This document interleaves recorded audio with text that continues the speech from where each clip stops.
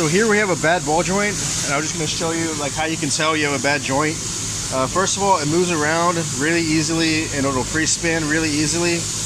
But not only that, and it can go in and out. Let me see if I can show you. It's not supposed to do this at all. It can actually physically go in and out of the socket. And I'm going to show you why it actually does that. I actually dissected this joint. I popped off the back. So here's a little plate. This is the bottom of the socket. This looks fine. It doesn't look very worn out. Here's the ball joint itself. The ball itself doesn't look too bad. It is kind of ovalized instead of being a circle. But this isn't even the main source of the wear.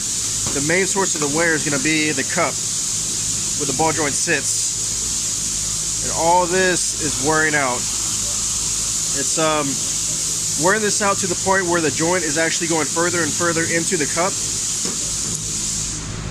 So this is where you get the in and out play, the up and down, the combination of the cup wearing and the top of the joint wearing where it's shiny, this line down.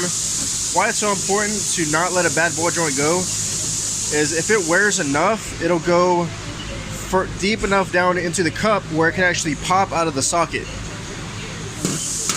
So if it keeps going, you see the sharp edge, it'll keep going to the point where the socket, the ball of the joint will actually fit through the cup, and you have separation of your knuckle, or depending on lower or upper joint, your control arm can separate from your knuckle, and that'll be a bad situation. So this is a dissected ball joint. Hope you liked the video.